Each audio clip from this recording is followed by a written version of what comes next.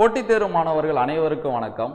இன்றைய வகுப்பு பார்த்தீங்கன்னா லகர லகர ஈற்றுப்புணர்ச்சி, நகர நகர ஈற்றுப்புணர்ச்சி, தனி கூறில் முன் ஒற்றுப்புணர்ச்சி என்ற 3 விதியை நம்ம முழுமையாக பார்க்கலாம். ஸோ இதில் பார்த்தீங்கன்னா நன்னூல் விதிகளின் அடிப்படையில் தான் நம்ம புணர்ச்சி வகுப்புகள் பார்த்துட்டு இருக்கோம். இப்போ லகர லகர ஈற்றுப்புணர்ச்சிக்கு பார்த்தீங்கன்னா லல வேற்றுமையில் ரடவும் அல்வழி அவற்றோடு உறவும் வழிவரினாம் மெலி மேவின நனவும் இடைவரின் இயல்புமாகும் இருவழி ஆணும் என்பது ஒரு விதி இருக்கும். ஸோ எப்பயும் போல் நம்ம அந்த விதியை ஈஸியாக நம்ம குறியீடு மெத்தடில் எளிமையாக பார்த்துடலாம். சரி, ஓகே. இன்றைய வகுப்பு போகிறது கூட ஒரு சின்ன தகவல். ஸோ நேற்று பார்த்தீங்கன்னா நம்ம களம் டெஸ்ட் பேட்ச் அனௌன்ஸ் பண்ணியிருப்போம். ஸோ அந்த டெஸ்ட் பேட்ச் பார்த்தீங்கன்னா நம்ம 4 மாதங்கள் இந்த வகுப்பு தொடர்ந்து நடக்கும். இதுக்கப்புறம் வகுப்புகள் கொடுத்துட்டு தான் இருக்க போகிறோம். ஸோ 4 மாதம் நம்ம டார்கெட் வச்சுக்கலாம். ஸோ இந்த 4 மாதத்தில் இந்த வகுப்புகள், ஸோ அந்த டெஸ்ட்டு, அந்த எக்ஸ்ப்ளனேஷன், இந்த 3 நீங்கள் ஃபாலோ பண்ணுங்கள். கண்டிப்பாக 4 மாதத்துக்கு அப்புறம் நீங்களும் உங்கள் ஃபீட்பேக்கை சொல்லுங்கள். அதுக்கு நான் சொன்ன மாதிரி என்னால் என்னென்னலாம் முடியுமோ அந்தளவு நான் கொடுக்குறேன். என்னை பொறுத்த வரைக்கும் நானும் சில பிளான்லாம் வச்சுருக்கேன். இப்போ எடுத்துக்காட்டுக்கு ப்ரிலிம்ஸுக்குள்ளே உங்களுக்கு என்னெல்லாம் நடத்தி கொடுக்கணும், இலக்கணம் மட்டும் இல்லை, செய்யுள் பகுதியில் இருக்கிற திருக்குறளாக இருக்கட்டும், சரியா, நாலடியாராக இருக்கட்டும், 14 கீழ்கணக்காக இருக்கட்டும், அடுத்து அந்த ஓரெழுத்து ஒரு மொழியாக இருக்கட்டும், ஸோ எல்லாத்துக்குமே சில பிளான்லாம் இருக்குது. கண்டிப்பாக அந்த காலத்துக்குள்ளே, சரியா, அந்த ப்ரிலிம்ஸுக்கு உங்களுக்கு ஒரு 1 மந்த்துக்குள்ளே இது எல்லாத்தையுமே நான் உங்களுக்கு சேனல்லே கொடுத்துட்றேன். சரியா. ஸோ அந்த டெஸ்ட்டுன்றது எதுக்காக மெயினானா, ஸோ நான் ஒரு டெஸ்ட் பேட்சுக்கு நான் அவங்கள வச்சு தான் நான் தனியாக தான் சொல்லணும்னு நினச்சேன். ஸோ டெஸ்ட் பேட்ச்னு எதுக்குன்னா நம்ம ஸ்டூடெண்ட்ஸை கோஆர்டினேட் பண்ணி இன்னுமே நம்ம நிறைய விஷயத்தை அவங்களுக்கு சொல்லலாம். எக்ஸ்ப்ளனேஷன்லாம் நம்ம இப்போ இதெல்லாம் பார்த்தீங்கன்னா யூடியூப்பில் ஒரு அரை மணி நேரத்துக்கு மேலே போனாலே வீடியோ அவங்க பார்க்க கஷ்டப்படுறாங்க. ஸோ அவங்க பே பண்ணுறதுனால நம்ம எக்ஸ்ப்ளனேஷன் 2 மணி நேரம் கொடுத்தாலும் அவங்க பார்ப்பாங்க. அது அவ்வளோ டேட்டாவை சொல்லலாம். சரியா. கமர்ஷியலாக இல்லாமல் கண்டென்ட் ஓரியண்டாக கொண்டு போகலாம். ஸோ இவ்வளோ விஷயம் அதில் அடங்கியிருக்கு. ஸோ இன்னும் அதை பற்றி சொல்லலாம். ஸோ இது போதுன்னு நினைக்கிறேன். அப்புறம் இன்னொன்று பார்த்தீங்கன்னா பேமெண்ட் இஷ்யூ நடந்துச்சு. இன்றைக்கி நேற்றும் பேங்க் ஹாலிடே, இன்றைக்கி பேங்க் ஸ்ட்ரைக்கால் இன்றைக்குமே ஹாலிடே. ஸோ நீங்கள் பே பண்ணும்போது உங்களுக்கு பார்த்தீங்கன்னா பேமெண்ட் இஷ்யூ இருந்துச்சுன்னா, ஸோ நீங்கள் சிம்பிளாக இந்த வீடியோட கீழே டிஸ்கிரிப்ஷனில் ஒரு லிங்க்கு கொடுக்குறேன். அந்த லிங்க்கில் நீங்கள் ரிஜிஸ்டர் பண்ணிவிடுங்க. உங்கள் நேமு, சில டேட்டா மட்டும் கேட்கும், நீங்கள் ரிஜிஸ்டர் பண்ணிவிடுங்க. ஸோ அந்த பேமெண்ட் இஷ்யூ சரி பண்ணோன்னே புதன்கிழமை, சரியா, பேங்க் ஒர்க்கிங் டே வந்ததுக்கப்புறமேட்டு அதை சரி பண்ணிவிட்டு, ஸோ நாங்களே உங்களை காண்டாக்ட் பண்ணி அந்த டீட்டெயிலை சென்ட் பண்ணுறோம். நீங்கள் ஜாயின் பண்ணிக்கலாம். சரியா. ஆல்ரெடி பொங்கல் அப்போ நம்ம 3 நாள் டைம் கொடுத்துருந்தோம். அதில் ரிஜிஸ்டர் பண்ணவங்க டீட்டெயில் இருக்குது. நீங்கள் திரும்ப ரிஜிஸ்டர் பண்ண தேவையில்லை. உங்களுக்கு நாங்களே காண்டாக்ட் பண்ணி நாங்கள் டீட்டெயில் சென்ட் பண்ணுறோம். ஸோ உங்களுக்கு சேரணும்னு விருப்பம் இருக்குன்னா தயவு செஞ்சு போன வீடியோ போய் ஃபுல்லாக பாருங்கள், ஷெடியூல் ஃபுல்லாக படிங்க. உங்களுக்கு சேர விருப்பம் இருக்குன்னா, ஸோ பேமெண்ட் இஷ்யூ இருக்குன்னா நீங்கள் கீழே இருக்கிற டிஸ்கிரிப்ஷனில் இருக்கிற லிங்க்கில் உங்களோட டீட்டெயிலை மட்டும் என்ட்ரு பண்ணிவிடுங்க. பேமெண்ட் இஷ்யூ சரியானதுக்கப்புறமேட்டு நாங்களே உங்களை காண்டாக்ட் பண்ணுறோம், நம்ம ஜாயின் பண்ணிக்கலாம். ஓகேவா. ஸோ ஜாயின் பண்ணதுக்கப்புறமேட்டு அந்த கலைச்சொல் பிடிஎஃப், அந்த சொற்பொருள் பிடிஎஃப், அந்த வேர் டு ஸ்டடி, அந்த புத்தகத்தோட பிடிஎஃப் எல்லாமே கொடுத்து எப்படி ப்ராப்பராக கொண்டு போகிறோன்னு சொல்கிறேன். அப்புறம் இன்னொரு சில டவுட் இருக்கும். டெஸ்ட் எப்படி நடக்கும், வெப்சைட்லையா இல்லை அப்ளிகேஷன்லையா, பிடிஎஃப் டவுன்லோட் பண்ண முடியுமா, எக்ஸ்ப்ளனேஷன் எப்படி, இது எல்லாமே உங்களோட கேள்வி தான், எனக்கு புரியுது. இது எல்லாத்துக்கும் நம்ம இன்னும் ஒரு 2-3 நாள் கழிச்சு நான் உங்களுக்கு டீட்டெயில்டாக ஒரு தனி வீடியோ கொடுக்குறேன். நான் அன்றைக்கே சொன்ன மாதிரி எப்படி அந்த டெஸ்ட்டுக்கு ஒரு புக்கை படிக்கணுன்றதையும் நான் கொடுக்குறேன். ஜஸ்ட் ஒரு 2-3 நாள் வெயிட் பண்ணுங்கள். நம்மளுக்கு February 10 தான் டெஸ்ட்டு. ஸோ ஷெடியூல் படி நீங்கள் படிக்கணும் ஆசை தான், நீங்கள் படிக்க ஆரம்பிச்சிருங்க. ஒரு 4 நாளில் இது எல்லாத்தையுமே நான் உங்களுக்கு தீர்த்து வைக்கிறேன். ஓகேவா. சரி, ஓகே. இன்றைய வகுப்புக்கு போயிடலாம். ஸோ லகர லகர ஈற்றுப்புணர்ச்சியில் நம்ம ஆரம்பிச்சிடலாமா. இன்னொன்று நான் முக்கியமாக சொல்லிடுறேன். இன்னைய கிளாஸை நீங்கள் அடிப்படை இது நல்லா புரிஞ்சுக்கிட்டீங்கன்னா அடுத்த வகுப்பு ரொம்ப கடினமாக இருக்கும். அதை அவங்களால் எளிமையாக புரிஞ்சிக்க முடியும். இந்த வகுப்பு பார்க்காதவங்களுக்கு அடுத்த வகுப்பு உண்மையாக புரியாது. அடுத்த வகுப்பு ரொம்ப ரொம்ப ரொம்ப ரொம்ப ரொம்ப முக்கியமானது. இப்போ நம்மளை பொறுத்த வரைக்கும் ஒரு 10 சேர்த்து பிரித்து இருக்குன்னு வச்சிங்களேன். ஒரு 2ல் தடுமாறும். அந்த 2 தடுமாறதை எளிமையாகிறது தான் அடுத்த வகுப்பு. அதுக்கு அடிப்படை இந்த வகுப்பு. சரியா. அதனால் இந்த வகுப்பு உங்கள் மைண்டுக்குள்ளே ஸ்டடியாக வச்சுங்க. ஃபுல்லாக நடத்திட்டு நான் உங்களுக்கு ரிவிஷன் பண்ணி கொடுத்துறேன். ஓகேவா.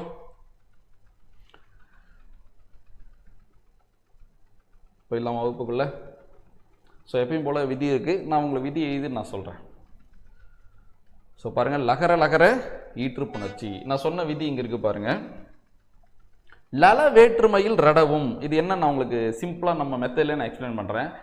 லல வேற்றுமையில் ரடவும் அல்வழி அவற்றோடு உறவும் வழிவரினாம் மெலி மேவின நனவும் இடைவரின் இயல்பும் ஆகும் இருவழி ஆணும் என்ப. இதில் ஒரு 2 விஷயத்தை நம்ம ஃபஸ்ட்டு கண்டுபிடிச்சிடலாம். சரியா. ஒன்று பார்த்தீங்கன்னா வேற்றுமைன்னு ஒரு விஷயம் இருக்குது, அடுத்து அல்வழின்னு ஒரு விஷயம் இருக்குது. எங்கே இருக்குது வேற்றுமை? இதே இருக்கா. எங்கே இருக்குது அல்வழி? இதே இருக்கா. ஆல்ரெடி நம்ம சேனலை நீங்கள் தொடர்ந்து பார்க்குற ஆளாக இருந்தால் நான் உங்களுக்கு ஒரு வகுப்பில் வேற்றுமை புணர்ச்சினா என்ன, அல்வழி புணர்ச்சினா என்னன்னு சொல்லியிருக்கேன். அது இன்னுமே டெப்த்தாலாம் சொல்லணும் தான், பட் அடிப்படையை நான் சூப்பராகவே சொல்லியிருக்கேன். ஸோ தெரியாதவங்களுக்கு இப்போ சொல்கிறேன்.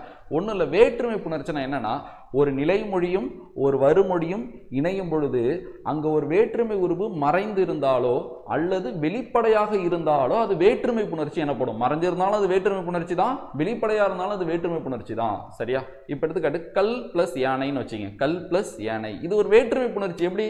அங்கே ஐ மறைஞ்சிருக்கு. கல்லால் செய்யப்பட்ட ஏனை ஐ ஆள் மறைஞ்சிருக்கா, அப்ப வேற்றுமை உருவு மறைஞ்சிருந்தாலும் சரி, வெளிப்படையா வந்தாலும் சரி, அது பேரு வேற்றுமை புணர்ச்சி. இதுவே அல்வழி புணர்ச்சினா என்னன்னா வேற்றுமை அல்லாத புணர்ச்சின்னு அர்த்தம். அல்வழினா வேற்றுமை அல்லாத வழிகளில் புணரும் புணர்ச்சி அல்வழி புணர்ச்சி. இதை உங்களுக்கு 100% புரிய வைக்கணும்னா உங்களுக்கு நான் தொகை நிலை தொடரும் தொகா நிலை தொடரும் நடத்தியிருந்தா இது உங்களுக்கு நான் 100% புரிய வைக்க முடியும். ஏன்னா அந்த 2 அடிப்படையில் சூப்பராக பிரிச்சிடலாம். அல்வழி புணர்ச்சி 14 வகைப்படும். அல்வழி புணர்ச்சி எத்தனை வகைப்படும்? 14 வகைப்படும். இப்போ நான் அதுக்குள்ளே போக விரும்பல, ஏன்னா அந்த வகுப்பு நடத்தலை. அப்போ உங்களுக்கு குழப்பம் தான் ஏற்படும். ஜஸ்ட் இதை மட்டும் புரிஞ்சுங்க. வேற்றுமை உருவு அல்லாதது அல்வழி புணர்ச்சி. அல்லாததுன்னா என்னது? மறைஞ்சும் இருக்காது, வெளிப்படையாகவும் இருக்காது. எடுத்துக்காட்டு பார்த்தீங்கன்னா கல் பிளஸ் பெரிது. இந்த கல் பிளஸ் பெரிது, இதுக்கு நடுவில் எந்த ஒரு வேற்றுமை உருவமே இல்லை. சொல்லி பாருங்க, கல்லை பெரிது, கல்லால் பெரிது, கல்லுக்கு பெரிது வராது. அப்போ வேற்றுமை வகுப்புலாம் பார்த்துட்டு தொகை தொகாலாம் பார்த்துட்டு தனி ஒரு வகுப்பாக கொடுக்குறேன் நான். அன்னைக்கு உங்களால் 100% அக்யூரேட்டாக வேற்றுமைனா என்ன அல்வழினா உங்களுக்கு புரிஞ்சிக்க முடியும். இப்போ ஜஸ்ட் நீங்கள் பேசிக் புரிஞ்சுங்க, சரியா? ஸோ அப்போ 2 சொற்களுக்கு இடையில வேற்றுமை உருவு மறைந்து வந்தாலோ அல்லது வெளிப்படையாக வந்தாலோ அது பேர் என்ன புணர்ச்சி? வேற்றுமை புணர்ச்சி. 2 சொற்களுக்கு இடையில் வேற்றுமை உருவு மறைஞ்சும் இருக்காது, வெளிப்படையாகவும் இருக்காது, அது அல்வழி புணர்ச்சி. அப்போ இங்கே 2 வகைப்படுத்துகிறாங்க, வேற்றுமை புணர்ச்சி, அல்வழி புணர்ச்சி. ஓகேவா? லல வேற்றுமையில் ரடவும். இதில் கோடு வேர்டெலாம் நான் ரவுண்ட் பண்ணிடுறேன். இதுதான் கோடு வேர்டு, சரியா? அப்போ லல வேற்றுமையில் ரடவும் நான் சொல்லிடுறேன். இந்த அடுத்தது போகலாம். அல்வழி அவற்றோடு உறழ்வும், சரியா? வழிவரி நாம். இப்போ இதுல இருந்து இது வரைக்கும் இருக்கிறத இப்போ நான் உங்களுக்கு ஒரு குறியீடாக நான் ஃபார்ம் பண்ணுறேன். கவனிக்கிறீங்களா? இல்லு இல்லு வழிவரி நாம். வழிவரி நாம்னா என்னது? வல்லின வரும். வருமொழியின் முதல்ல ஒரு வல்லின உயிர்மை எழுத்து வந்தா, நிலைமொழியோட இதுல இல்லு இல்லு இருந்தா இது வேற்றுமை புணர்ச்சியிலையும் வரும், அல்வழி புணர்ச்சியிலையும் வரும். வேற்றுமை புணர்ச்சி எப்ப என்ன நடக்குதுன்னா ரட நீங்க சும்மா அப்படியே எழுதுறேன், நான் அடுத்து கிளியரா எடுத்துக்காட்டு நம்ம பார்க்கலாம், சரியா? ஸோ அப்ப லல வேற்றுமையில் ரடவும், சரியா? இது ஒரு வேற்றுமை புணர்ச்சியா இருக்கிற பட்சத்துல இந்த இல்லு எப்படி மாறும்னா இர்ரா மாறுமா? இந்த இல்லு எப்படி மாறுமா? இட்டா மாறுமா? நம்ம இத்தனை நாள் படிக்கிறோம்ல கல் பிளஸ் இலை கர்சிலை, சும்மா இல்ல, விதி. ரட தெரியுதா இல்லையா? ரட. சோ இப்ப இங்க ரட. அப்ப இல்லு இர்ரா மாறுது, இல்லு இட்டா மாறுது. எதுல? வேற்றுமையில். புரியுதா? லல வேற்றுமையில் ரடவும். புரிஞ்சிருச்சா? அடுத்தது அல்வழி. இப்ப இது ஒரு அல்வழி புணர்ச்சியா இருக்குன்னு வச்சுக்கலாம். எடுத்துக்காட்டு நான் வச்சிருக்கேன். இது ஒரு அல்வழி புணர்ச்சியா இருக்குங்கன்னா அவற்றோடு உறழ்வும். உறழ்வும்னா என்னன்னா இந்த மாற்றம் நடக்கும், நடக்காமையும் இருக்கும்னு சொல்றாங்க.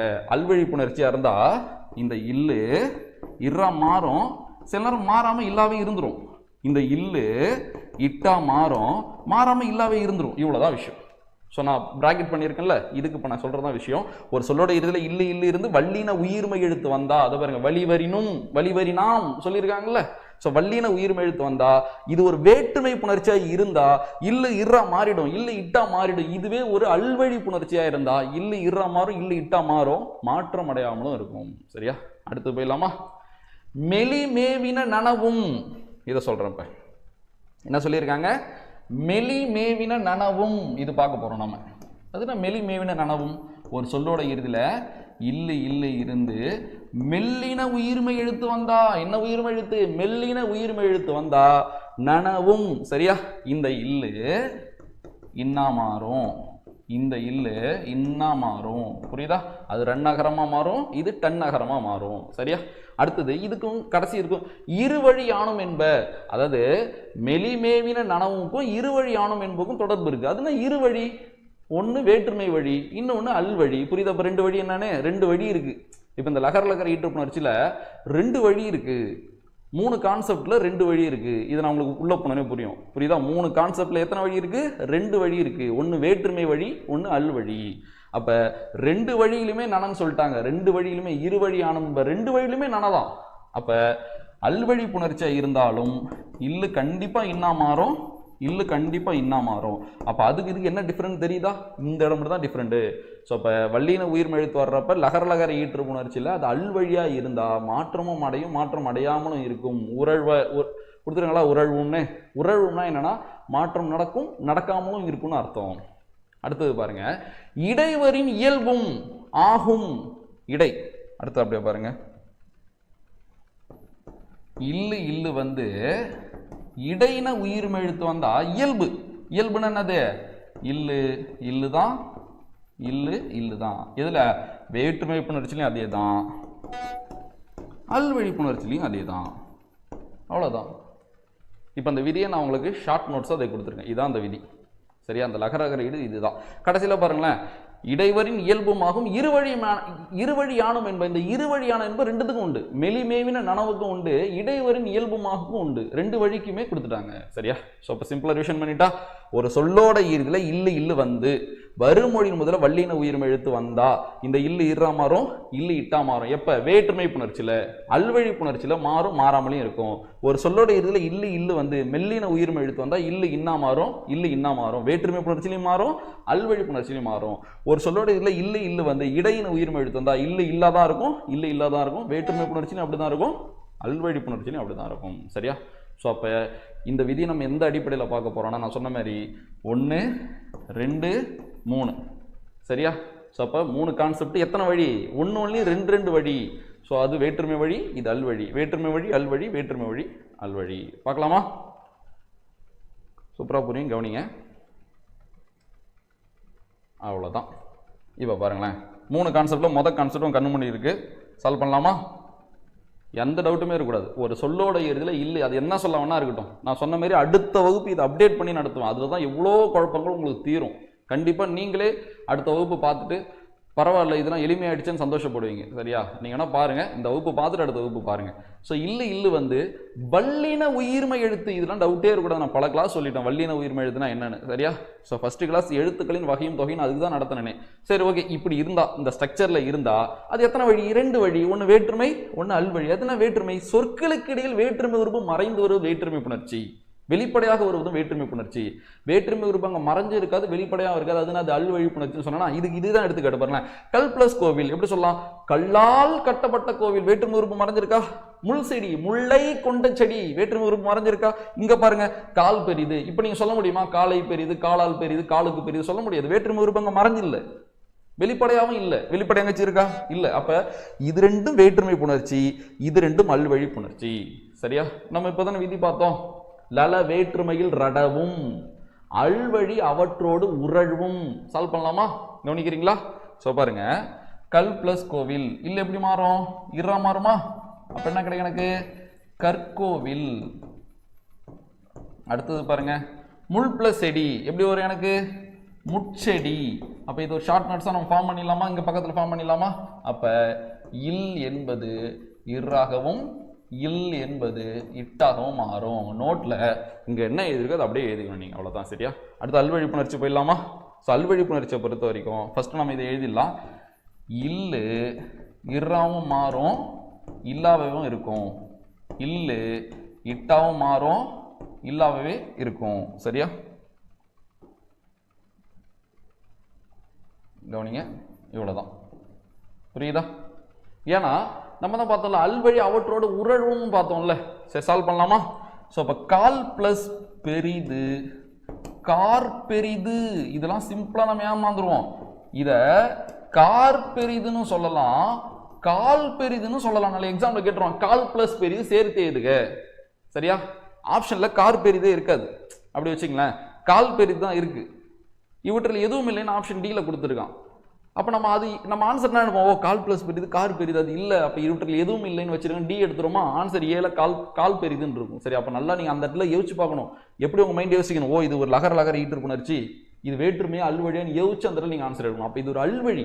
ஸோ அப்போ வல்லின உயிர்மை எழுத்து முதன்மையாக வருதுல, வருமொழியின் முதல்ல அப்படி வந்தா அது ஒரு அல்வழி புணர்ச்சியாக இருந்தா அங்கே மாற்றம் நடக்கும், நடக்காமையும் இருக்கும். இல்லை இறா மாறும், மாறாமையும் இருக்கும். ரெண்டுமே வரும். சரியா?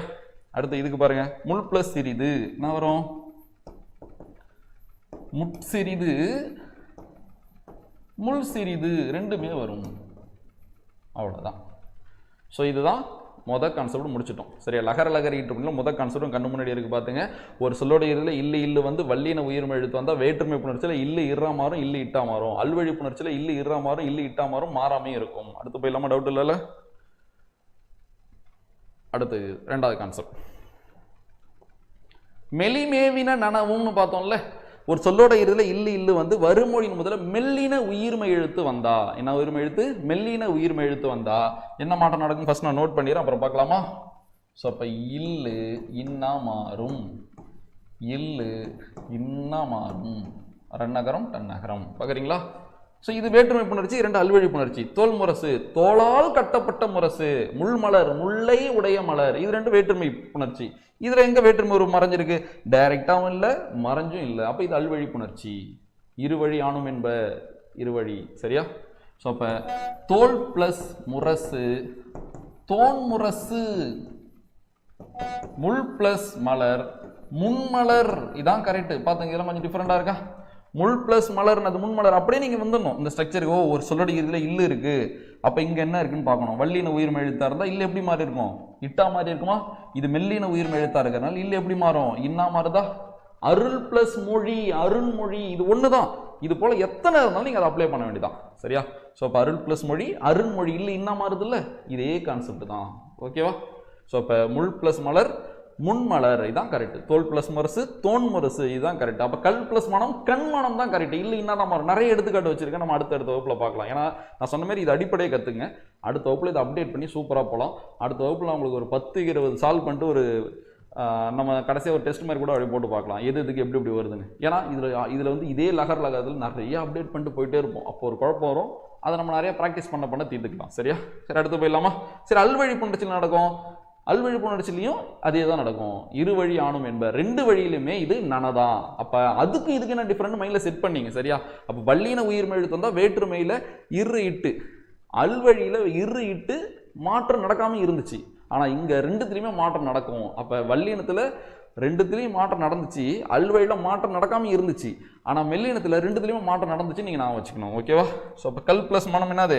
கண்மணம். இப்பதான் சொன்னேன், கண்மணம். வால் பிளஸ் மாண்டது, வான் மாண்டது. வான் மாண்டது.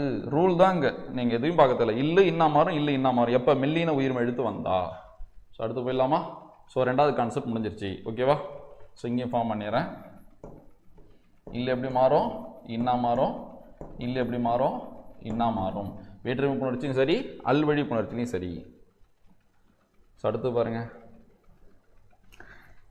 இடையினம் வரி இயல்புமாகும். இயல்பு இடையினம் வந்தா பிரச்சனையே கிடையாது. அப்ப வள்ளினம் வந்தா மெல்லினம் வந்தா அலர்ட்டா இருங்க. இதை எப்படி அப்டேட் பண்ணலாம்னா இப்பயே சொல்லிடுறேன். வள்ளின உயிர்மை எழுத்து வருது இல்ல, இப்ப எடுத்துக்காட்டு இங்கே வந்துருக்கு. இப்பயே சொல்லிடுறேன், நீங்க எந்த இடத்துல அலர்ட்டா இருக்கணும். வள்ளின உயிர்மை எழுத்து கோ, சே, பே, சா வரிசைலாம் இருக்கா?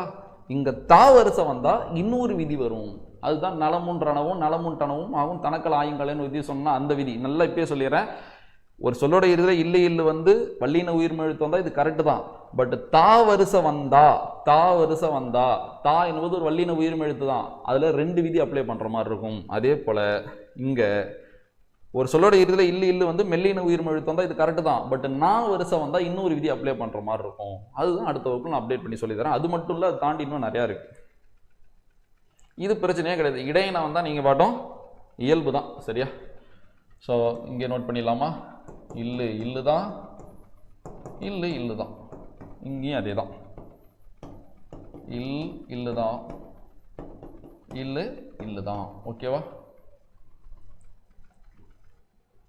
ஸோ அப்போ வில் பிளஸ் வளைத்தான். இது எப்படி வேற்றுமை புணர்ச்சி? வில்லை வளைத்தான், வில்லை வளைத்தான் வேற்றுமை புணர்ச்சியா? ஸோ அப்போ தோல் பிளஸ் வலிமை, தோல் அது வலிமை. ஆறாம் வேற்றுமை இருக்கும், உரிமை பொருளை வரும். ராமனது வில், எனது சட்டை, நண்பனது வீடு. அது போல தோளது வலிமை, அப்படிதான் வரும். ஸோ ரெண்டு வேற்றுமை புணர்ச்சி. அப்ப என்ன வரும்? வில் வளைத்தான் வரும். இங்க என்ன வரும்? தோல் வலிமைன்னு வரும். என்ன வரும்? தோல் வலிமைன்னு வரும். அடுத்தது கொல் யானை. இதை நான் சொன்னல 14 வகை அல்வழி புணர்ச்சின்னு சொன்னேன். 14 வகை என்ன தெரியுமா? வினைத்தொகை, ஊமை தொகை, உம்மை தொகை, பண்பு தொகை, அன்மொழி தொகை. சரியா? எழுவாய் தொடர், வினைமுற்று தொடர், வினையச்சு தொடர், பெயரச்சு தொடர், இடைச்சொல் தொடர், உரிச்சொல் தொடர், வேற்றுமை தொடர், விழி தொடர், அடுக்கு தொடர். இதுல ஒரு 9 சொன்னா அதுல ஒரு 5 சொன்னேன். 14 வகையும் வந்து அது ஒரு அல்வழி புணர்ச்சின்னு அர்த்தம். அதெல்லாம் இதெல்லாம் நடத்தல, இதெல்லாம் நான் கிளியரா நடத்துறேன். அப்போ உங்களுக்கு இன்னும் சூப்பரா புரியும். கொல்யானை என்பது வினைத்தொகை, அதுக்காக தான் சொன்னேன். கொன்ற யானை, கொள்கின்ற யானை, கொல்லும் யானை. ஒரு பெயரச்சத்தில் இருக்கிற பெயரச்ச விகுதியும் காலம் காட்டும் இடைநிலையும் மறைஞ்சிட்டா அது ஒரு வினைத்தொகை. வினைத்தொகையோட முதன்மையான உறுப்பு பார்த்தீங்கன்னா ஒரு வினை ஏவல் வினை போல இருக்கும். சரியா? அதோட பின்னாடி இருக்கிற உறுப்பு பார்த்தீங்கன்னா ஒரு பெயர் சொல் போல இருக்கும். ரெண்டும் சேர்ந்து ஒரு சொல் போலவே காட்சி அளிப்பது வினைத்தொகை எனப்படும். வினைத்தொகையில வல்லினம் மிகாது. இப்படி நிறைய இருக்கு, பார்க்கலாம். கொல் பிளஸ் யானை என்ன வரும்? கொல் யானை. எந்த மாற்றமும் கிடையாது. ஏன்னா இது ஒரு இடையின உயிர்மை எழுத்து. அப்போ புரியுதா முதல் கிளாஸ் ஏன் நடத்தினேன்னு? ஒரு எழுத்து என்னென்ன எழுத்துன்னு உங்களுக்கு டக்கு டக்கு டக்குன்னு புரியணும். நாளைக்கு சந்திப்பிடலாம் நீ கவலையப்பட தேவையில்ல, ஃபுல்லாக பாருங்கள், உங்களுக்கு கண்டிப்பாக ஈஸியாகிடும். ஸோ அப்போ கல் ப்ளஸ் வழிந்தது என்ன வரும்? கல் வழிந்தது. அதே போல் அந்த மனப்பாடம் பண்ணுற தலைப்புன்னு ஐடியா வச்சுருக்கேன். ஸோ கொஞ்சம் ஒர்க்லாம் இருக்குது, டெக்னிக்கலாக சில சப்போர்ட்லாம் தேவை. அதெல்லாம் கிடச்சதுக்கப்புறம் நான் உங்களுக்கு எல்லாமே கொடுக்குறேன். ஒரு எழுத்து ஒரு மொழி ஷார்ட்ஸ் கொடுக்கலான்னு இருந்துச்சு. ஒரே ஒரு எழுத்துக்கு 30 சொல்லாம் இருக்கும். அது எப்படி ஈஸியாக நான் வச்சுக்கலாம். ஸோ எல்லாமே நம்ம கொண்டு போகலாம். நீங்கள் கவலைப்படாதீங்க. நீங்கள் நல்லா ஹார்ட் ஒர்க் பண்ணி படிங்க, கிளாஸ் பார்த்து அழகாக நோட்ஸ் எடுங்க, சரியா? ஸோ டெஸ்ட்டு ஃபாலோ பண்ணுங்கள். அந்த வகுப்பில் நான் பிளான் பண்ணி உங்களுக்கு நான் முடிச்சு கொடுத்துறேன். உங்களுக்கு எப்படி ஒரு கடமை இருக்குது, அது போல் எனக்கும் ஒரு கடமை வந்துருச்சு. கண்டிப்பாக நான் அதை முடிச்சு கொடுக்கணும், சரியா? ஸோ இவ்வளோ தான் 3 கான்செப்ட்டை நம்ம பார்த்துட்டோம். ஸோ அப்போ ஒரு சொல்லோட இதில் இல்லு வந்தால் நீங்கள் தயவு செஞ்சு கிளாஸ்லாம் பார்த்துட்டு நீங்கள் சொல்லி பாருங்கள். நோட்லாம் முடிட்டு செவத்து முடின்னு சொல்லி பாருங்கள். ஒரு சொல்லோட இதில் இல்லு வந்து வருமொழி முதல்ல வல்லின உயிர்மை எழுத்து வந்தால் இது 2 வழியில் புணரும். ஒன்று வேற்றுமை, ஒன்று அல்வழி. வேற்றுமையாக இருந்தால் இல்லு இறா மாறும், இல்லு இட்டா மாறும். அல்வழியாக இருந்தால் இல்லு இறா மாறும், இல்லு இட்டா மாறும், மாறாமல் இருக்கும். ஒரு சொல்லோட இதில் இல்லு வந்து இடையின உயிர்மை எழுத்து வந்தால் எந்த மாற்றமும் நடக்காது. இடையின உயிர்மை எழுத்து வந்தால் எந்த மாற்றமும் நடக்காது. மெல்லின உயிர்மை எழுத்து நம்ம 2வது கான்செப்ட் வந்துச்சுன்னா இல்லு எப்படி மாறும்? இன்னா மாறும். இல்லு இன்னா மாறும். வேற்றுமை புணர்ச்சிலையும் அப்படி தான் மாறும், அல்வழி புணர்ச்சிலையும் அப்படி தான் மாறும். 2த்துலையுமே மாறிடும், சரியா? இல்லை இன்னா மாறும், இல்லை இன்னா மாறும். அப்போ நீங்கள் இடையினத்தை தூக்கி போட்டுருங்க, வல்லினத்து மெல்லினத்தை மட்டும் வச்சிங்க. வல்லினத்தில் வேற்றுமையில் மாற்றம் நடக்குது, அல்வழியில் மாற்றம் நடக்கும், நடக்காமல் இருக்கும். மெல்லினத்தில் வேற்றுமையில் மாற்றம் நடக்கும், அல்வழியில் மாற்றம் நடக்கும். கடைசியாக ரிவிஷன் பண்ண பாருங்க. இதுதான் அந்த டாபிக். சிம்பிளாக ஒரு சின்ன பாக்ஸில் முடிச்சு விட்டு போயிட்டே இருக்கலாம். இதுதான் லகர ஈற்று புணர்ச்சி. முடிச்சாச்சு, ஓகேவா? அடுத்து போயிடலாமா? இது நான் கடைசியாக உங்களுக்கு ஷார்ட் நோட்ஸும் எழுதி காட்டுறேன், அது வீடியோ எண்டில் பார்த்துக்கலாம். அடுத்தது பாருங்கள், நகர ஈற்று புணர்ச்சி. இது ரொம்ப சிம்பிளாக இருக்கும் பாருங்களேன், படிக்கிறது ஈஸியாக இருக்கும் பாருங்களேன். நன வல்லின வர டரவும் பிறவரின் இயல்புமாகும் வேற்றுமைக்கு அல்வழியில் அனைத்து மெய்வரினும் இயல்புமாகவும் கொடுத்துருப்பாங்க. இயல்புமாகுமே, ஓகேவா? ஸோ பாருங்கள் என்னன்னு சொல்லிடுறேன். நன வல்லின வர டரவும் எதுட்டா ஒரு சொல்லோட இறுதியில் இன்னு வந்து வல்லின உயிர்மை எழுத்து வந்தா அது என்னது? டர. அங்க ரட இங்க டர, அப்படியே நான் வச்சுங்க. அங்க ரட இங்க டர, அப்படியே திருப்பி போட வேண்டியதான். இன்னும் எப்படி மாறும்? சைடில் எழுதிட்டா இன்னும் எப்படி மாறும்? இட்டா மாறும். இன்னும் எப்படி மாறும்? இரா மாறும். சரியா? சொல்லிட்டாங்களே டர. நன வல்லின வர டரவும், புரியுதா இல்லையா? நன வல்லின வர டரவும், அவ்வளவுதான். பிறவரின் அதுனா பிற வல்லினம் சொல்லிட்டு பிறன்னு சொன்னா அது மெல்லின இடையினத்தை தானே குறிக்கும். பிறவரின் இயல்பும் ஆகும். பிறவரின் இயல்பு. அப்ப இந்த இடத்துல ஒரு மெல்லின உயிர்மை எழுத்து வந்தாலும் இயல்பு, இந்த இடத்துல ஒரு இடையின உயிர்மை எழுத்து வந்தாலும் இயல்பு. எந்த வழியில? வேற்றுமை வழியில. வேற்றுமைக்குன்னு சொல்லிட்டாங்க பாருங்க, வேற்றுமை புணர்ச்சியில. அப்ப அப்படியே இமேஜின் பண்ணி பாருங்க, ஒரு சொல்லோட இறுதியில இன்னு வந்து வருமொழி முதல்ல வல்லின உயிர்மை எழுத்து, மெல்லின உயிர்மை எழுத்து, இடையின உயிர்மை எழுத்து, இது எல்லாமே வேற்றுமை புணர்ச்சி. இப்படி இருக்கிற பட்சத்தில் வல்லின உயிர்மை எழுத்துல மட்டும்தான் மாற்றமே நடக்குது. வல்லின உயிர்மை எழுத்துல மட்டும் தான் மாற்றம். இன்னு இட்டா மாறுது, இன்னு இரா மாறுது. மெல்லினத்திலும் மாற்றம் கிடையாது, இடையினத்திலும் மாற்றம் கிடையாது, வேற்றுமை புணர்ச்சியில். அடுத்தது பாருங்க, அல்வழிக்கு அனைத்து மெய்வரினும் இயல்புமாகுமே.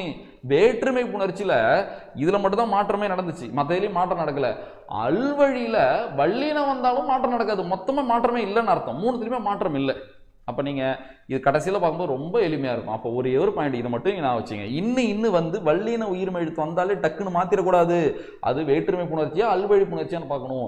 வேற்றுமை புணர்ச்சியில மட்டும் இன்னு இட்டா மாறும், இன்னு இரா மாறும். இது அல்வழி புணர்ச்சியில மாறாது.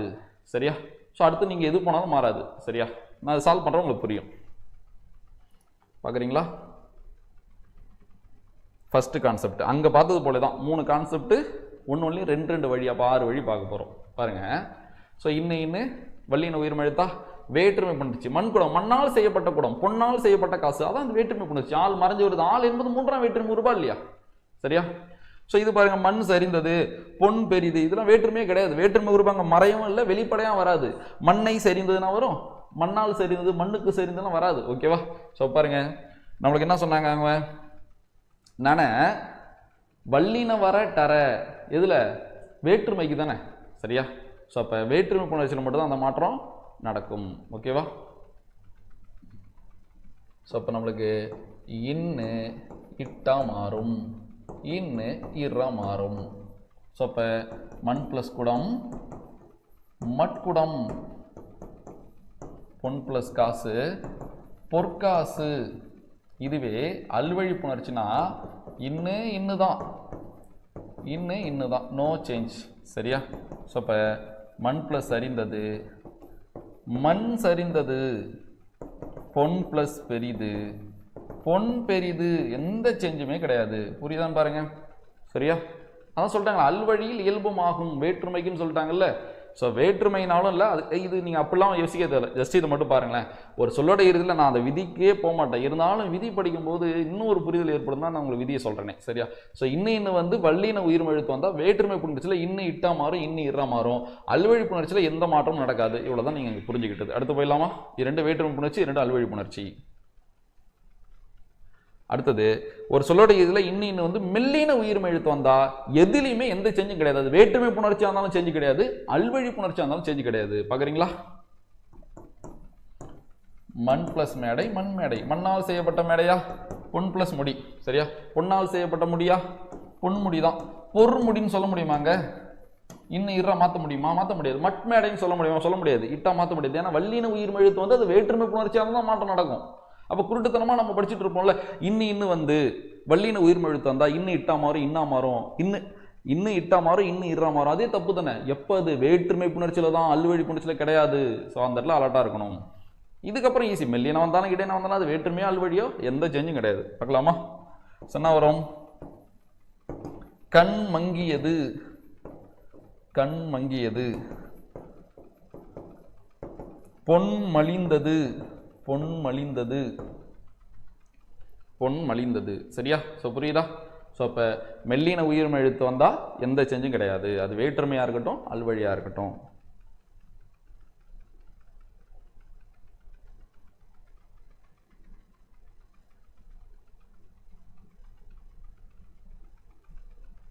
சரி, அடுத்து பார்த்தீங்கன்னா இன்னும் வந்து இடையின உயிர்மை எழுத்து வந்தா, என்ன உயிர்மை எழுத்து வந்தா? இடையின உயிர்மை எழுத்து வந்தாலும் நோ சேஞ்ச். சரியா? அப்போ எழுதிட்டா. ஸோ அப்போ இங்கேயும் இன்னு தான், இன்னு தான். ஓகேவா? ஸோ அப்போ கண் ப்ளஸ் வலி, கண் வலி. அடுத்தது பொன் ப்ளஸ் வளையல், பொன் வளையல். அடுத்து பாருங்க, இங்கேயும் அதே தான், இன்னு தான். இதெல்லாம் நீங்கள் டைப் பண்ணி ஒரு நோட்ஸாக படிக்கிறது உண்மையாக செட்டே ஆகுது. இந்த டாபிக்லாம் இப்படி படிச்சீங்கன்னா சூப்பராக புரியும். கண் வலிக்கிறது, பொன் வலிது, பொன் வலிது. அவ்வளோதான். So no change. அவ்வளோதான். சிம்பிளாக நீங்கள் ஏன் பெருசாக யோசிக்கிறீங்க? எந்த சேஞ்சுமே கிடையாது. ஸோ இவ்வளோ தான் லகர லகர ஈற்றுப்புணர்ச்சி, நகர நகர ஈற்றுப்புணர்ச்சி. ஸோ ரிவிஷன் பண்ணிடலாமா? ஒரு சொல்லோட இதில் இன்னும் வந்து வறுமொழி முதல்ல வள்ளின உயிர்மை எழுத்து வந்தால் அது ஒரு வேற்றுமை புணர்ச்சியாக இருந்தால் இன்னும் இட்டா மாறும், இன்னும் இறா மாறும். அல்வழி புணர்ச்சியாக இருந்தால் மாற்றம் நடக்காது. அடுத்து மெல்லின உயிர்மை எழுத்து வந்து 2 வழியும் மாற்றம் நடக்காது. இடையின உயிர்மை எழுத்து வந்தாலும் 2 வழியும் மாற்றம் நடக்காது. இதுதான் நகர நகர ஈற்றுப்புணர்ச்சி. சிம்பிளாக நான் வச்சுங்க. அடுத்த கிளாஸ் இதை நான் அப்டேட் பண்ணி நடத்துவேன். அப்போ உங்களுக்கு புரியணும்னா இது புரியணும் ஃபஸ்ட்டு. ஸோ அடுத்த விதி போயிடலாமா? நான் முடிச்சுட்டு கடைசி ரிவிஷன் பண்ணித்தரேன். தனிக்குறில் முன் ஒற்று உயிர் வரின் இரட்டும். இதுதான் ரூலே. பல தடவை சொல்லியிருக்கேன். இப்போ ஏன் நான் இதை சொல்கிறேன்னா, இதுவும் அப்டேட் ஆகி பல இடத்துல வரும். அப்போ ஒரு 3 விதி சொல்லலாம். எங்கே பார்த்தாலும் வந்துக்கிட்டே இருக்கிற ஒரு 3 விதி சொல்லலாம். ஒன்று அந்த குற்றியல் ஒரு புணர்ச்சி, ஒன்று உடம்படு. இதுவும் பல இடத்துல வரும். இதில் சில பேர் டவுட் இருக்குது. தன்னொற்று இரட்டலும் இதுக்கு என்ன வேறுபாடுன்னு நான் இப்போ சொல்லிடுறேன். ஃபர்ஸ்ட் இதை கிளியராக பார்த்துடலாமா? ஸோ இவ்வளோ எடுத்துக்காட்டு இருக்கு பாருங்கள். இதுக்கு ரூல் சொல்லிடுறேன். ஸ்ட்ரக்சர் எப்படி திரும்ப இருக்கணும்? நிலைமொழி 2 எழுத்தாக இருக்கணும். இருக்கா? முதல் எழுத்து குறிலாக இருக்கணும். இருக்கா? ரெண்டாவது எழுத்து ஒரு ஒற்றை எழுத்தாக இருக்கணும். இருக்கா? வருமொழியின் முதல் எழுத்து உயிர் எழுத்தாக இருக்கணும். இருக்கா? இருக்கு. அப்போ நிலைமொழி 2 எழுத்து வந்து ஒரு குறில் ஒரு ஒற்று வந்து வருமொழியின் முதல் எழுத்து உயிர் எழுத்தாக இருந்தால் நிலைமொழியோட இதில் இருக்கிற ஒற்று இரட்டும். இது பேர் தான் தனி குறில் முன் ஒற்று உயிர் வரின் இரட்டும். அப்படியே அந்த ரூலை சொன்னால் ஈஸியாக வந்துடுது. பார்த்தீங்களா? இப்போ எடுத்துக்கிட்டு கல்லணை எடுத்துக்கலாம். ஆல்ரெடி இங்கே இருக்குது, கவனிக்கிறீங்களா? இப்போ கல் ப்ளஸ் அணை. நம்மளுக்கு என்ன தெரியும்? உடல் மேல் உயிர் வந்து ஒன்றுவது இயல்பேவா? இப்போ நான் சேர்த்தான கலனைன்னு கிடைக்குது பாருங்க. கலனை தப்பு தானே, உச்சரிப்பே வரல தானே. அப்போ தனிக்குறில் ஒற்று இங்கே உயிர். அப்போ இன்னொரு இல்லு போடணும், அணை. ஸோ அப்போ என்ன வரும்? கல்லணை. ஸோ இதுதானே கரெக்டு. ஸோ இதுதான் சரியா? ஸோ ரொம்ப ரொம்ப ரொம்ப ரொம்ப முக்கியமானது இது. ஓகேவா? இது இன்னும் பல இடத்துல வரும். நான் அப்போ லிங்க் பண்ணி உங்களுக்கு சொல்கிறேன். சரி, சால்வ் பண்ணலாமா? ஸோ இப்போ பல் ப்ளஸ் அழகு எப்படி வரும்? இன்னொரு இல்லு வருமா?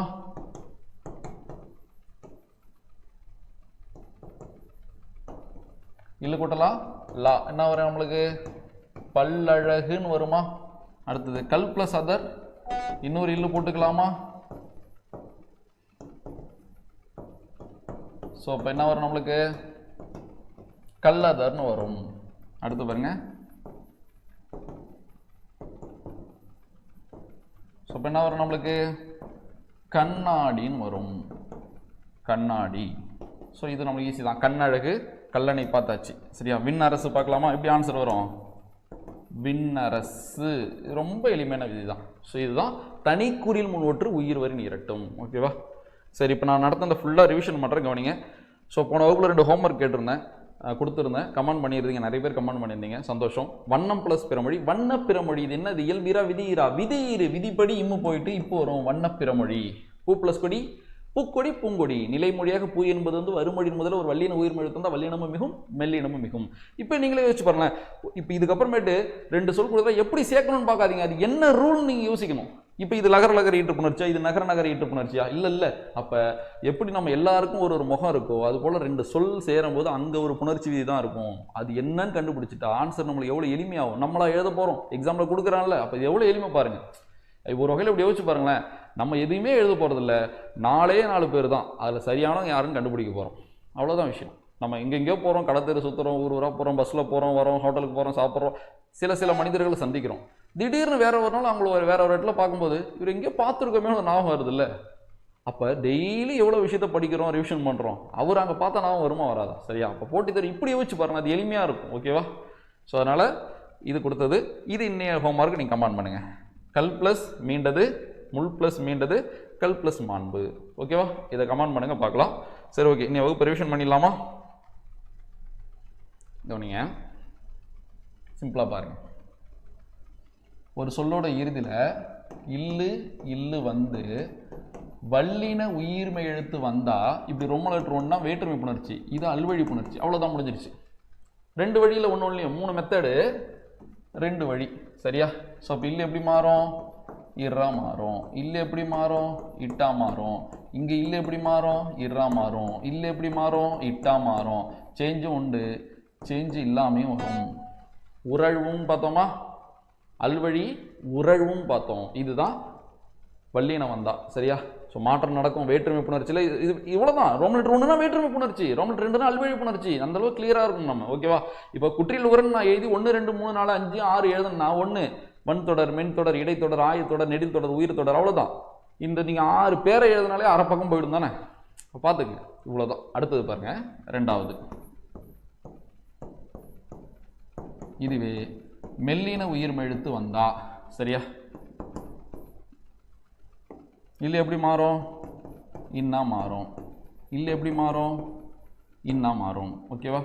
அடுத்தது பார்த்தீங்கன்னா அல்வழி புணர்ச்சிலையும் அதே தான். இல்லை இன்னா மாறும், இல்லை இன்னா மாறும். இந்த மெத்தடில் என்ன சிறப்புனா கஷ்டமான இடம் ரொம்ப எளிமையாக மாறும். இப்போ உங்களால் கம்பேர் பண்ணி பார்க்க முடியுது இல்லை. இதுக்கு என்ன ஒரே ஒரு வேறுபாடு, இந்த இடம் மட்டும்தான் வேறுபாடு. அப்போ வல்லின உயிர்மை எழுத்து வர்றப்ப அல்வழி புணர்ச்சியில் மாற்றம் நடக்காமே வர வாய்ப்பு இருக்குது. ஆனால் இங்கே 2லையும் மாற்றம் நடந்துருதுன்னு எது கஷ்டமோ அது உங்களுக்கு ஈஸியாக கிளியர் ஆகிடும். ஒரே ஒரு பக்கத்தில் இதை முடிச்சு ரிவிஷன் பண்ணிடலாம்ல. சரியா. நான் எல்லா கிளாஸ்லையும் ஏன் இதை செய்கிறேன்னா நீங்கள் இதை ப்ராக்டிஸ் பண்ணி கற்றுக்கணும் தான். ஓகேவா. சரி, அடுத்து இங்கே எழுதுறேன். 3வது. ஒரு சொல்லோட இறுதியில் இல்லு இல்லு வந்து இடையின உயிர்மை எழுத்து வந்தால் எதுலேயும் எந்த சேஞ்சும் கிடையாது. சரியா. ஸோ இப்போ இல்லு இல்லு தான், இல்லு இல்லு தான், இங்கேயும் இல்லு இல்லு தான், இல்லு இல்லு தான். யாருக்காச்சும் டவுட் இருக்கா? அப்படியே ஸ்க்ரீன்ஷாட் எடுத்து நோட்ஸ் எடுத்துங்க. இவ்வளோ தான் லகர லகர ஈற்று புணர்ச்சி. ஓகேவா. சரி, அடுத்தது நகர நகர ஈற்று புணர்ச்சி பார்க்கலாமா.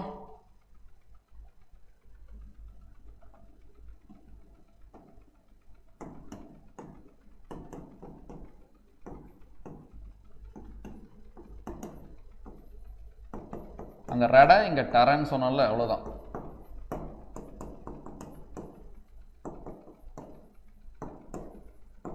இதில் ரொம்ப ஈஸி. வேற்றுமையில மட்டும் தான் மாற்றம், அல்வையில மாற்றமே கிடையாது பாருங்க. அப்படியே எழுதிட்டா. அடுத்தது பாருங்க, மெல்லின உயிர்மை எழுத்து வந்தா எதுலையுமே மாற்றம் கிடையாது, வேற்றுமையிலையும் மாற்றம் கிடையாது, அல்வழியிலையும் மாற்றம் கிடையாது. அடுத்தது பார்த்தீங்கன்னா 3. ஒரு சொல்லோட இறுதியில் இன்னு வந்து இடையின உயிர்மெழுத்து வந்தால் இங்கேயும் வேற்றுமையிலையும் மாற்றம் கிடையாது, அல்வழியிலையும் மாற்றம் கிடையாது. இது நீங்கள் எல்லா சப்ஜெக்ட்டுக்கும் பண்ணி பார்க்கலாம். அவர் ஹிஸ்ட்ரி கூட படிச்சுட்டு எந்தெந்த அரசர் அவரோட வகையறா எப்படி வருது, எங்கெங்கே போருக்கு போனோம் சின்ன சின்ன குறிடாக நோட் பண்ணி பாருங்கள். நம்ம தான் அந்த பாடத்தை படிக்கிறோம், கஷ்டப்படுறோம், அப்புறம் கிளாஸ் பார்க்குறோம், புரிஞ்சுக்கிறோம். கடைசி ஸ்டேஜ் இது எடுத்தோன்னே இப்படி செய்ய சொல்ல. இப்படி செய்யும்போது உங்களுக்கு எளிமையாக வந்து நிற்கும், ஒரு தெளிவு ஏற்படும். சரியா? தயவு செஞ்சு இந்த மெத்தடை படிங்க. ஸோ இது நகர ஈற்றுப்புணர்ச்சி. அப்போ இதில் சிம்பிளாக தெரியுதா எந்த இடம் மட்டும்தான் முக்கியம், அப்போ எது தேவையோ அதை நம்ம மைண்டு ஃபோக்கஸ் பண்ணும். புரியுதா? ஒரு மேப்பு. இப்போ நீங்கள் ஏதோ ஒரு ஊரில் இருக்கீங்க, உங்கள் மாவட்டத்தை நீங்கள் மேப்பில் பாருங்கள். சரியா? இப்போ நீங்கள் ஒரு இடத்துல நின்று கீழே இருந்து பார்க்குறீங்கன்னா எவ்வளோ தூரம் உங்களால் பார்த்துட முடியும்? யோசிச்சு பாருங்கள். ஒரு 20 மீட்டர், 30 மீட்டர், 40 மீட்டர் அந்தாண்ட ஒரே ஒரு சின்ன செவுரு இருந்தால் அந்தாண்ட யார் நிற்கிறாங்க கூட நம்மளுக்கு தெரியாது. இதுவே ஒரு மேப்பில் நீங்கள் மேலே இருந்து யோசிச்சு பாருங்களேன். ஸோ மொத்த ஏரியாவும் நம்மளுக்கு கவர் ஆகுதா, ஒரு தெளிவு கிடைக்குதா, இது இங்கே இருக்குன்னு. சேம் அதே தான். ஒரு இந்தியா மேப் பார்க்கும்போது உங்களுக்கு தெளிவு வருது இல்லை, அதே மெத்தட் தான் நான் இப்போ சொல்கிறேன். ஒரு மேப்பை பார்க்கும்போது என்னென்ன எங்கெங்கே இருக்குன்னு தெரியுது இல்லை, அப்போ ஒரு பெரிய விஷயத்தை சின்னதாக சுருக்கும்பொழுது நமக்கு ஒரு தெளிவு ஏற்படுது. ஸோ இந்த மெத்தட் தான் அது.